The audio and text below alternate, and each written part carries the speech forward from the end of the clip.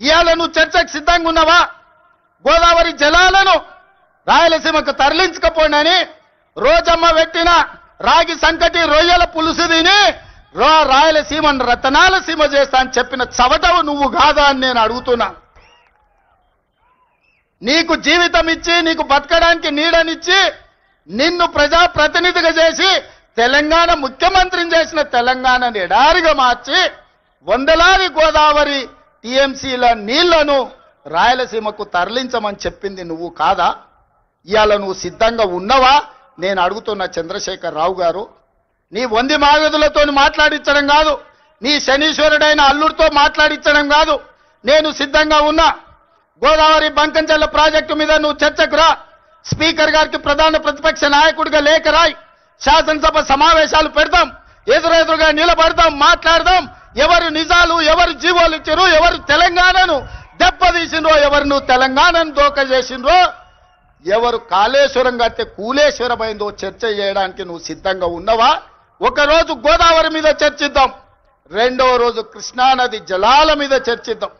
ఉమ్మడి రాష్ట్రానికి ఆనాడు బచావత్తు ట్రిబ్యునల్ 811 టీఎంసీలు ఏకంగా కేటాయిస్తే 811 టీఎంసీలలో తెలంగాణ రాష్ట్రం విడిపోయినప్పుడు నువ్వు పోయి చంద్రబాబు నాయుడు దగ్గర వంగి వంగి సంతకం పెట్టి 512 టీఎంసీలు ఆంధ్రప్రదేశ్ తీసుకోండి, 299 టీఎంసీలు నాకు సరిపోతాయని సంతకం పెట్టింది నువ్వు కాదా? ఇవాళ కాగితాలని శాసనసభ ముందు పెడతా, నువ్వు చర్చకు సిద్ధంగా ఉన్నవా?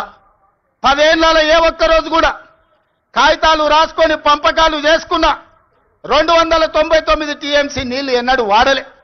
200 టీఎంసీలు కూడా నికరంగా ప్రతి సంవత్సరం వాడలే. కేటాయింపులు 68% పరివాహక ప్రాంతం తెలంగాణ ప్రాంతంలో ఉంది, ఓన్లీ 32% ఆంధ్రప్రదేశ్లో ఉంది. ఆ లెక్క ప్రకారం అంతర్జాతీయ జల విధానంలో 555 టీఎంసీలు తెలంగాణ రాష్ట్రానికి రావాలి. కానీ ఆంధ్రప్రదేశ్కి 512 టీఎంసీలు ఇచ్చి తెలంగాణకు కేవలం 299 టీఎంసీలు సంతకం పెట్టి శాశ్వతంగా తెలంగాణకు మరణ శాసనం రాసింది చంద్రశేఖరరావు కాదా? సంతకాలతో సహా ఆధారాలతో సహా అసెంబ్లీకి వస్తా, చర్చించడానికి నువ్వు సిద్ధంగా ఉన్నవా అని నేను అడుగుతున్నా. ఆనాడు నువ్వు ముఖ్యమంత్రి ఉన్నప్పుడే రాయలసీమలో ముచ్చుమరి కట్టింది చంద్రబాబు నాయుడు, నిజం కాదా?